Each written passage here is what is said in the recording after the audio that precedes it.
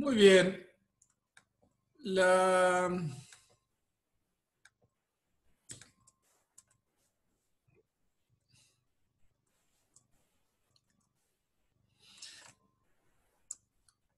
cuestión del comienzo de la existencia de la persona en el derecho, tiene muchas dimensiones, ¿tá? Si, lógicamente, nosotros, como seres humanos, tenemos un momento en que empieza nuestra existencia. Y esto, obviamente, que tiene muchas ramificaciones. Alguno dirá, bueno, esto tiene que ver con debates como el aborto, con la fecundación in vitro y una serie de cuestiones. Sí, es verdad. No va a ser ese el eje de nuestra exposición. Yo me voy a concentrar en la dimensión civil del asunto, que por supuesto tiene repercusiones. Pero no me voy a concentrar en lo que sea debates que van a otros temas de derecho penal, por ejemplo. Nos vamos a concentrar por el poco tiempo solo en la parte civil. Si nos vamos a la tradición jurídica, los romanos acuñaron una fórmula que la tienen allí escrita: nasciturus pro iam nato habetur, es decir, el nasciturus, depende cómo se pronuncie, al que está concebido o que está por nacer, se lo tiene por ya nacido. ¿Qué significa esto? Para los romanos, si estoy por nacer, tengo la expectativa de recibir derechos como si yo hubiera nacido. Y esto tenía dos aplicaciones. El concebido heredaba en caso de fallecimiento de su padre, porque uno se podía preguntar, si el padre fallece y el que está concebido no nació, se toman como herederos a los ya nacidos. Conclusión, aunque nazca después, ese no hereda. Eso sería injusto. Todos nosotros diríamos, pero es justo que si ya era hijo del que falleció porque fue concebido antes de que muera, porque hay 9 meses de diferencia entre la concepción y el nacimiento, es lógico que lo herede porque es un hijo más. Y bueno, entonces acá se aplicaba el principio, que está concebido se lo tiene por nacido. El otro era el tema de la mujer que concebía siendo libre y luego caía esclava. El hijo nacía libre. Por supuesto, la esclavitud está mal, ¿no? Y los romanos tenían esclavitud, y de una esclava nacía un esclavo. Pero si la mujer había concebido siendo libre, el momento de la concepción determinaba el estatus en relación a la libertad. Ese ser humano nacía libre porque había sido concebido libre. Esta idea de que el concebido se lo tiene por nacido o el que está por nacer se lo equipara al nacido, está presente desde el derecho romano en muchísimas legislaciones. A través del tiempo, las civilizaciones, los países, fueron recogiendo este principio que llega hasta nosotros, hasta el Código de Vélez, en el año 1871. Vélez lo recoge, no está ahí en la diapositiva, Vélez lo recoge en el artículo 70 y en el artículo 63. En el artículo 70 va a decir, desde el comienzo desde la concepción en el seno materno, comienza la existencia de la persona física. Vélez Sarsfield de alguna manera recoge la tradición romanista, lo sostiene en la nota al pie, explica de dónde viene esto, pero lo lleva a su máxima expresión, porque va a decir, otros códigos dicen, desde que nace es persona, pero el concebido se equipara al nacido. Por ejemplo, el Código de Chile. Eso no significa que el concebido no tenga protección, porque tiene la protección justamente de que está equiparado. Pero Vélez no opta por esa opción, no usa esa opción, sino que dice, bueno, personas es desde la concepción. En esto sigue a Freitas. Freitas era este jurista brasileño que había escrito un esbozo de Código Civil y una consolidación de leyes, y que entonces propone la idea de persona por nacer. Vélez recoge esta idea y la traduce al Código Civil que Argentina aprueba en 1869 y entra en vigencia en 1871. Entonces, en 1871, Argentina recoge la tradición romanista que sostenía que la persona que el por nacer se equiparaba al nacido, y lo llama persona por nacer en el artículo 63. Va a decir, persona por nacer son los que no habiendo nacido están concebidos en el seno materno. Entonces tenemos Código de Vélez, comienza la existencia de la persona de la concepción en el seno materno, y esa etapa la llama persona por nacer. En 1994, la Constitución es reformada y se incorporan los tratados de derechos humanos. Y en la Constitución misma, en el artículo 75, inciso 23, que el artículo 75 está referido a las atribuciones del Congreso, se incorpora un inciso que dice que el Congreso tiene potestad para dictar un régimen de seguridad social especial para la madre y el niño desde el embarazo. Esta noción del niño del embarazo señala que hay una etapa del niño prenatal que la Constitución está reconociendo. Por otra parte, la Convención sobre los Derechos del Niño, cuando Argentina la ratifica en la Ley 23.849, hace una declaración interpretativa condicional que tiene el valor de una reserva, diciendo que para la Argentina niño es todo ser humano desde la concepción hasta los 18 años. Esta ley, la 23.849, integra las condiciones de vigencia de la Convención y por lo tanto es texto constitucional para los fines de la interpretación del comienzo de la existencia de la persona. Por su parte, el Pacto de San José de Costa Rica, Convención Americana de Derechos Humanos, va a decir en el artículo 4 que todo ser humano tiene derecho a la vida en general desde la concepción. Y que todo ser humano es persona. Del juego de estos dos artículos se entiende que persona es todo ser humano. Y finalmente el Pacto de Derechos Civiles y Políticos va a proscribir la aplicación de la pena de muerte a mujeres embarazadas, con lo cual también ahí hay un implícito reconocimiento de la personalidad del por nacer. ¿Qué hace el código? El código nuevo, ¿no? Código Civil y Comercial. En el año 2012, cuando se presenta el proyecto, fíjense que al costado estaba el texto de Vélez, donde dice texto vigente, en realidad es texto de Vélez, Código Civil y Comercial de Vélez. Decía, todos los entes, ahí está el 51, los entes que presenten signos característicos de humanidad, sin distinción de cuáles son accidentes, son personas de existencia visible. De la concepción del seno materno comienza la existencia de las personas, lo que les dije antes, son personas por nacer las que no habiendo nacido están concebidas. El Código de Vélez dice, el proyecto original decía, la existencia de la persona humana comienza con la concepción del seno materno. En el caso de técnica de reproducción humana asistida, comienza con la implantación del embrión en la mujer, sin perjuicio de lo que provee la ley especial por protección del embrión implantado.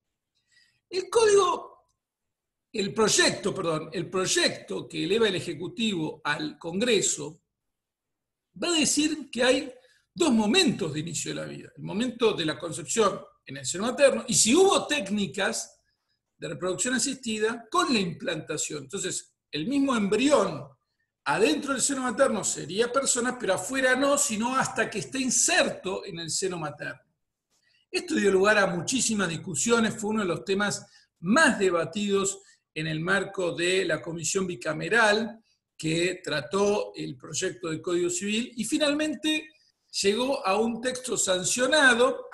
Vuelvo a decir, donde dice texto vigente está mal, eso es Código Civil y Comercial de la ley, Código Civil, perdón, de Vélez Sarsfield. Y el texto finalmente sancionado dice, la existencia de la persona humana comienza con la concepción a secas, punto. Es decir, se eliminó, con relación al código anterior, la expresión en el seno materno. Fíjense que antes decía, la concepción en el seno materno comienza la existencia de las personas, y ahora dice, la existencia de la persona humana comienza con la concepción, punto, a secas.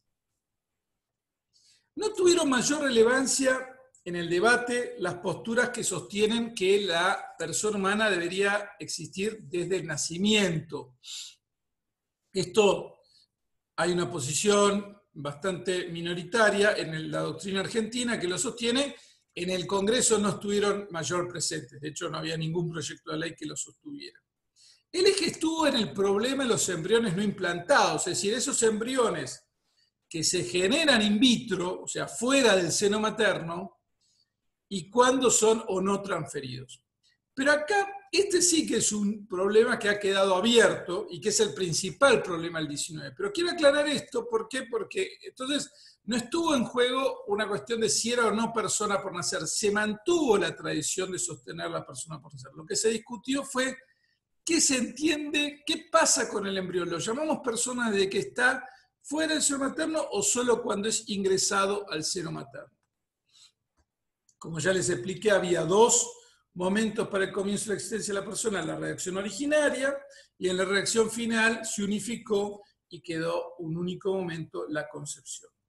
Ahora bien, luego de esto, bueno, esto por supuesto va en línea con lo que vimos antes, con los tratados de derechos humanos, con otro ordenamiento jurídico que ahí tienen mencionado, la ley de discapacidad, la ley de asignaciones familiares, la ley 25, que la discapacidad es la 24901, las asignaciones familiares la 24714, la 25543 es una ley de prevención de la transmisión del VIH a madre e hijo, que habla de la persona por nacer. Es decir, hay una coherencia del sistema jurídico argentino, del ordenamiento jurídico argentino, en llamar persona por nacer y llamar al ser humano como persona desde la concepción. Esto es una coherencia que viene del Código de Vélez, que sigue con la Constitución y que sigue con el Código Civil y Comercial y con otras leyes.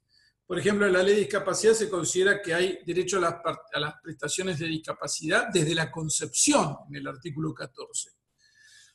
Entonces, todo esto configura un ordenamiento jurídico que reconoce la personalidad desde la concepción. ¿Cuál es el debate del artículo 19 hoy? Hay dos posturas. Una primera postura dice: concepción equivale a fecundación, es decir, el momento en que se une el óvulo y el espermatozoide y se forma una nueva unidad, un nuevo organismo individual, que llamamos cigoto y que después se va dividiendo y va creciendo, y que ya se forma en la fecundación. Esto fue sostenido por la Cámara Federal de Salta, fue sostenido en un fallo por la Suprema Corte de Mendoza, por las Jornadas de Derecho Civil de 2013. Otra postura que tiene fundamento en el fallo Artavia Murillo de la Corte Interamericana dice que concepción es implantación. Artavia Murillo es del año 2012, de noviembre de 2012, y en Artavia Murillo se discutía, es un fallo de la Corte Interamericana referido a Costa Rica. Artavia Murillo y otros son personas, matrimonios, que reclaman, de varones y mujeres, que reclaman a la Corte Interamericana por su situación de infertilidad. Son matrimonios con gametos propios, o sea, no hay gametos de terceros, por situaciones de infertilidad, que reclaman el acceso a la fecundación in vitro. Costa Rica no les permite el acceso a la fecundación in vitro porque dice que está prohibido porque está en juego embriones humanos y que concepción para el sistema interamericano es el momento de la fecundación.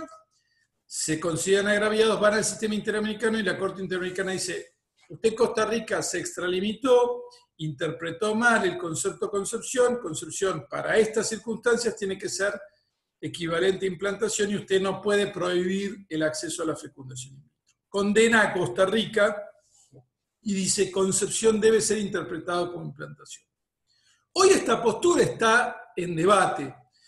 La Cámara Federal de Salta, por ejemplo, tiene una serie de fallos donde dice: muy bien, yo respeto lo que dice la Corte Interamericana, pero para el sistema jurídico argentino y haciendo un control de convencionalidad, debemos interpretar que concepción equivale a fecundación. Están las dos posturas, muchos profesores van a estar de nuestras facultades, están a favor de una u otra y hay un debate. La mayoría de los profesores en general tiende a identificar concepción con fecundación, sin embargo avanza y existe esta cuestión abierta sobre qué significa concepción. Yo, por supuesto, sostengo la posición de que concepción equivale a fecundación y así lo he escrito. La otra posición, por ejemplo, se puede encontrar en los trabajos de Marisa Herrera o de Andrés Gil Domínguez o de Eleonora Lam, que sostienen concepción equivale a implantación. También concepción equivale a fecundación, se pueden ver trabajos de Úrsula Basset, de Eduardo Zambrisi y varios profesores más. Yo creo que concepción tiene que ser interpretado como fecundación, por supuesto, es mi posición, es la interpretación amplia. Yo creo que Artavia Murillo no es aplicable porque Artavia Murillo tiene un distinto contexto. En Costa Rica está prohibido la fecundación in vitro, Argentina no tiene esa prohibición. La Corte Interamericana dejó afuera muchos problemas en Artavia Murillo, era un contexto distinto a lo que a veces se discute en nuestro país, supongamos si se pueden o no descartar embriones, como hubo un fallo hace poco que dijo que se podían descartar embriones con fundamento en Artavia Murillo. A mi entender, Artavia Murillo en ningún momento habilita a descartar embriones.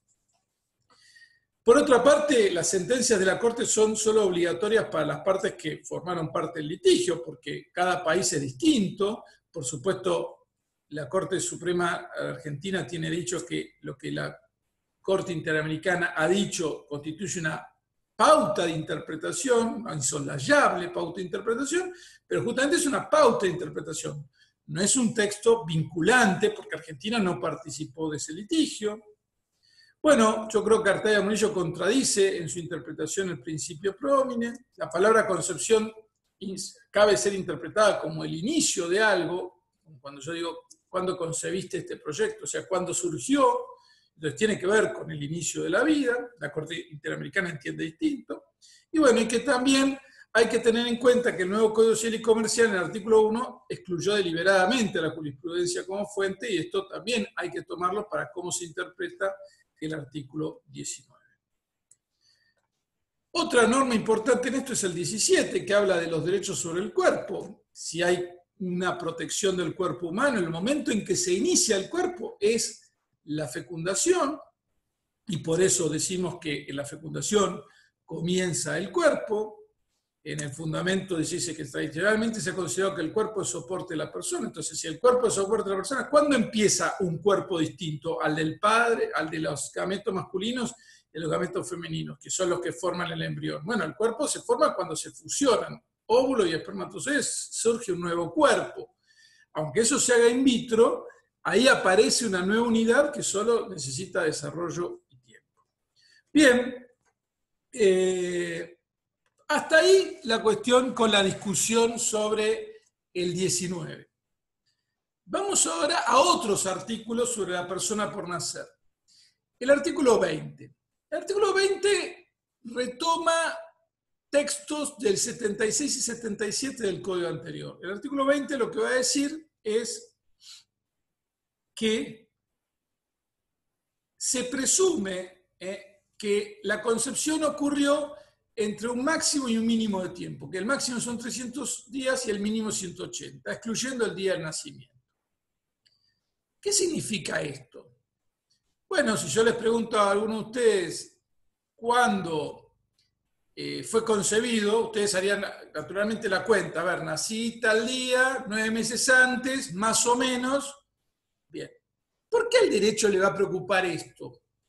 Bueno, piensen ustedes que esto viene de muchísimo tiempo. El Código Civil lo recogía de otras legislaciones, y el máximo y el mínimo del embarazo se establecen cuando hay presunciones. Supongamos un soldado que se va a una guerra y sale el 1 de enero del año 2020. Y está casado con una mujer, y el soldado regresa 1 año y medio después, el 30 de junio de 2021. Y su mujer le dice, te presento a nuestro hijo. ¿Y cuándo nació? Nació en mayo de 2021. ¿Cómo en mayo de 2021? Sí, nació en mayo de 2021. Entonces no puede ser hijo mío. ¿Por qué? Porque ¿cuándo fue concebido? O sea, si es mayo, tomamos 9 meses antes, y este soldado estaba en la guerra. Conclusión, no nos dan los tiempos para decir que es hijo. Entonces él podría decir, fue concebido en una época en que yo no estaba aquí, no convivíamos, entonces no puede ser mi hijo, voy a desconocer la paternidad. Entonces la mujer le dice, no, bueno, pero va a dar todas sus explicaciones, pero entonces entiendan que mientras no teníamos test genéticos, las formas de determinar la paternidad tenía que ver con calcular el momento de la concepción. Y para eso está el concepto de época de la concepción. Bueno, pongamos un máximo.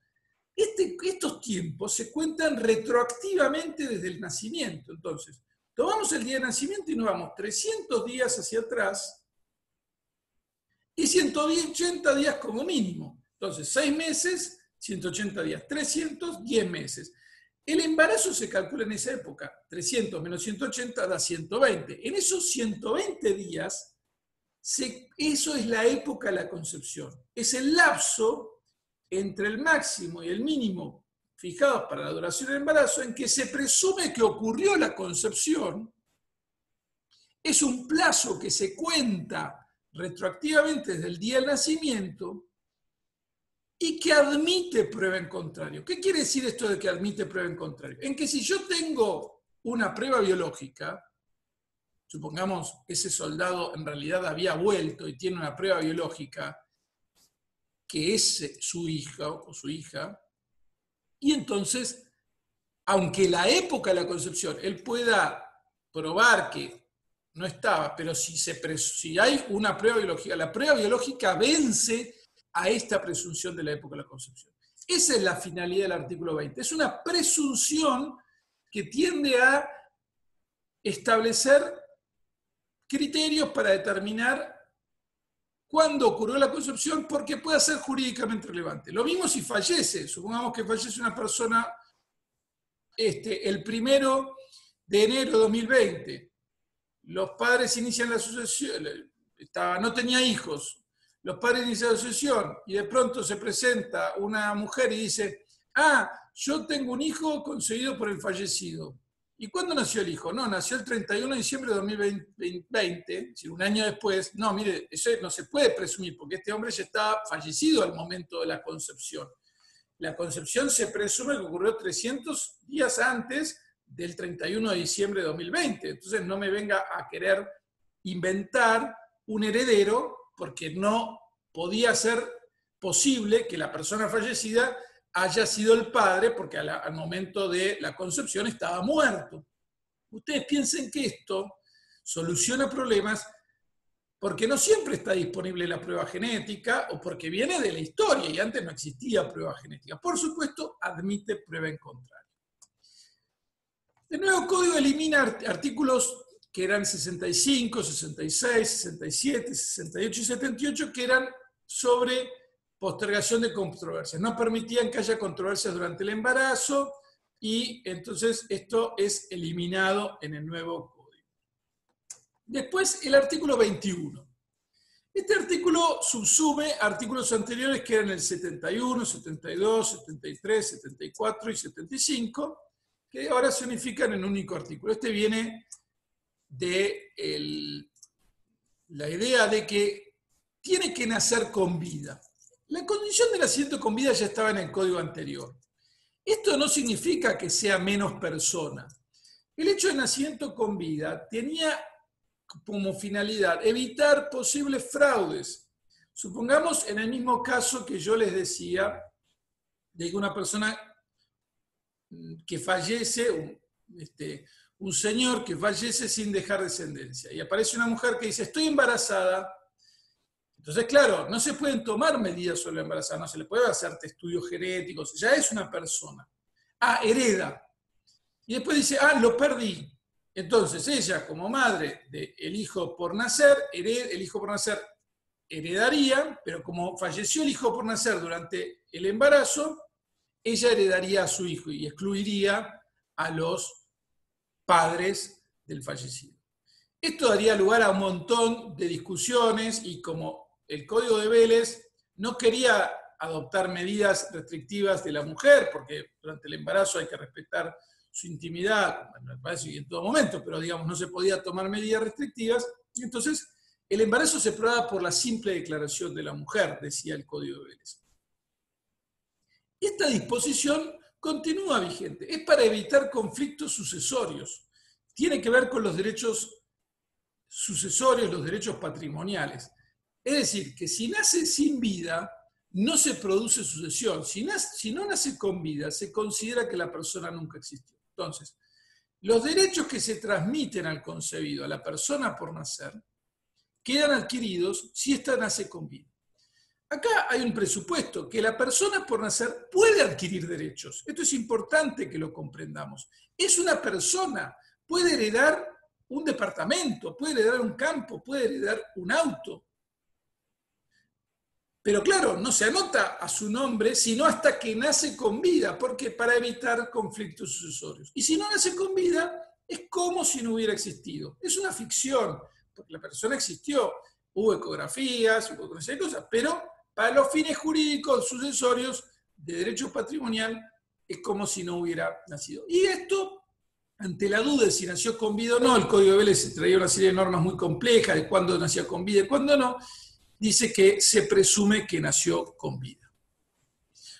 Las personas que están concebidas se las llama personas por nacer. Lo dice el artículo 24. Estas personas por nacer son incapaces de ejercicio, es decir, no tienen capacidad aptitud para entablar relaciones jurídicas, pero son capaces de derecho. Esto es importante. La persona por nacer es incapaz de ejercicio, pero es capaz de derecho. O sea, puede recibir bienes, puede ser titular de bienes, pero no puede ejercerlo, lo cual es obvio. ¿Y quién lo representa? Ahí vamos al artículo 101. Sus representantes son sus padres, lógicamente. Los padres representan a la persona por nacer, como también van a representar a la persona ya nacida que es menor de edad, al niño, a la niña, a los adolescentes, los van a representar sus padres. Y acá entonces aparece esta cuestión de la representación. Los niños por nacer, las personas por nacer, son representadas por sus padres. Artículo 101 del Código de Vélez. Otras normas. El 2279 dice que pueden ser herederas las personas concebidas que nazcan con vida. Nuevamente, entonces, el por nacer puede ser heredero, siempre y cuando nazca con vida. Y lo mismo las que están concebidas con fecundación in vitro en la medida en que se cumplan con los requisitos del 561, que es sobre el consentimiento. Otro artículo importante es el 57, que prohíbe prácticas destinadas a modificar genéticamente un embrión. Acá se reconoce al embrión plenamente como persona, siempre que esa alteración genética se transmita a su descendencia. Esto es importante porque acá está reconocido el embrión como persona en relación a cómo interpretar el 19 sobre el término concepción. Se puede impugnar preventivamente la filiación del hijo por nacer, artículo 592. Se puede reconocer prenatalmente a un hijo por nacer.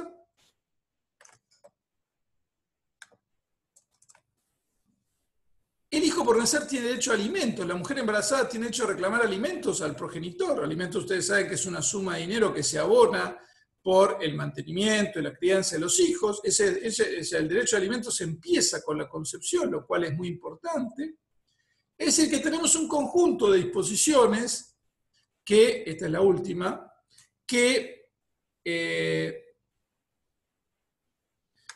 se refieren a la persona por nacer en el derecho civil. Con esto, ¿qué quiero ir recapitulando? Hemos visto que hay una tradición jurídica que reconoce a la concepción como el momento en que hay efectos jurídicos. Los romanos decían el concebido se equipara al nacido. Esa tradición jurídica receptada por nuestro código llamando persona por nacer, diciendo que la existencia de la persona comienza en el seno materno. Después, la reforma del 94 introduce conceptos que definen que la existencia de la persona comienza con la concepción. En el nuevo código se ratifica esto y se abre una discusión. ¿Qué es concepción? ¿Si implantación o fecundación? Pero eso tiene que ver con la cuestión de los embriones in vitro. Y el nuevo código tiene una regulación, a su vez, de la persona por nacer, que puede heredar, puede recibir bienes, es titular, puede ser titular de derechos, no los puede ejercer, los representan sus padres, tiene la posibilidad de recibir alimentos, puede ser reconocido, hay normas sobre protección contra la manipulación genética y un conjunto, y pueden heredar. Es un conjunto de disposiciones que regulan a la persona por nacer en el ordenamiento jurídico argentino. Muy bien, vamos a responder consultas que acá veo. Bien, upa. Bien. Bueno, esto ya lo vimos. Me agregan al grupo. Bueno, estamos viendo con el grupo. Ahí subieron el fallo. Gracias.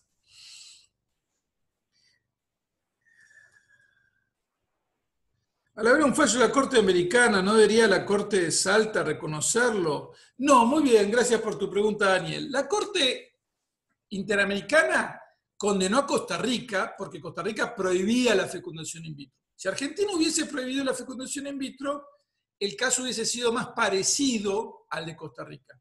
En Salta se discutía otra cosa, se discutía un problema de cobertura y se discutía un diagnóstico genético preimplantatorio, que es un tema distinto que el fallo Artavia Murillo no había interpretado. Entonces, no podemos trasladar las conclusiones de un fallo a otras circunstancias. Por supuesto, lo que la Corte Suprema Argentina recomienda es que yo tengo que considerar Artavia Murillo, tengo que considerarlo como una pauta de interpretación, pero puedo apartarme. ¿Por qué? Porque son de ordenamiento jurídico distinto, porque son circunstancias distintas, porque es un contexto distinto. Es como te ponía el ejemplo.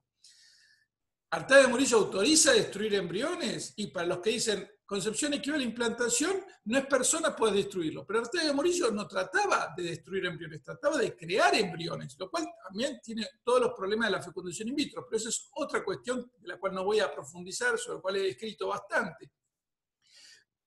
Pero entonces es impropio que yo use un fallo sobre crear embriones para autorizar a destruirlos, porque no es la misma circunstancia. ¿Está bien? Profe, ¿qué se hace con los embriones que sobran? Es el gran dilema. ¿Está? Esta clase no va a llegar a tratar el tema de la fecundación in vitro. Hay artículos ya publicados, yo he escrito, me pueden cualquier cosa escribir por mail al que le interese. No lo vamos a tratar, no es un tema que esté en nuestro temario hoy. Pero generalmente la gran solución es tratar de no generar embriones congelados. O sea, hay una cantidad de problemas de la fecundación in vitro que no voy a fundamentar ahora. Una vez que están, la verdad es que los problemas no tienen una solución éticamente aceptable. Siempre nos llevan a algún dilema, pero destruir embriones no es la solución. Eso es un fallo, no un artículo de los tratados, ¿no? Muy bien, es buen punto, dice Mercedes. Efectivamente, Artavia Murillo es un fallo, no es una ley. La ley dice la concepción. La cuestión es cómo interpretamos el término concepción. Por supuesto, la Corte Interamericana tiene una autoridad, pero no es una legislatura. Los jueces tienen valor para el caso concreto. Por supuesto, estamos viviendo un tiempo histórico donde los jueces tienden a ampliar, que sus interpretaciones se conviertan prácticamente en ley, pero no es esa la función judicial y ahí está la discusión. Gracias, Daniel.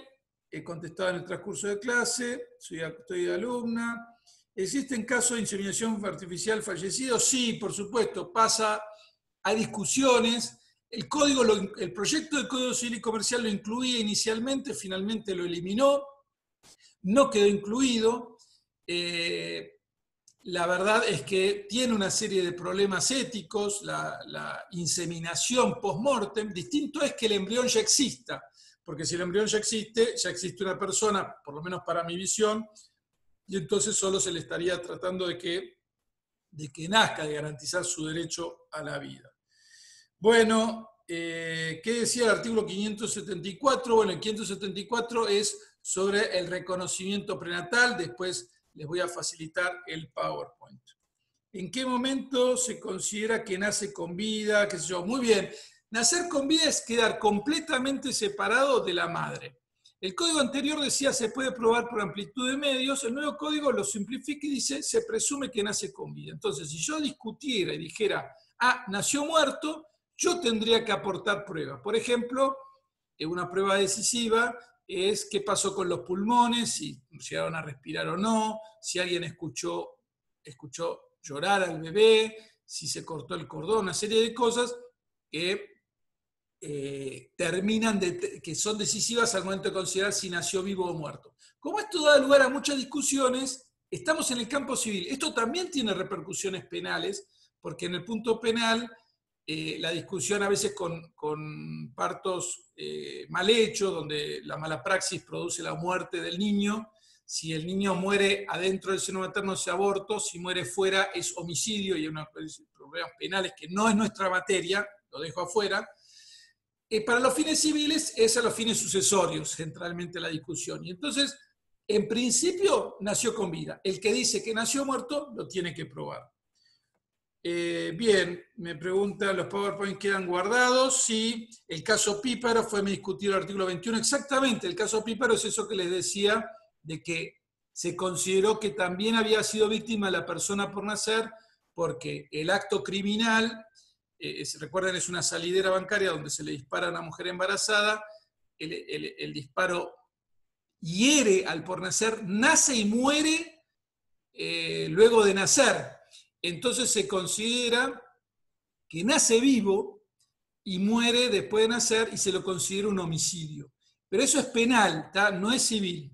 Bien, no encuentro el fallo, bueno, está en Google, bueno, ahí van a seguir. Bueno, muy bien. Bueno, ¿hay alguna pregunta?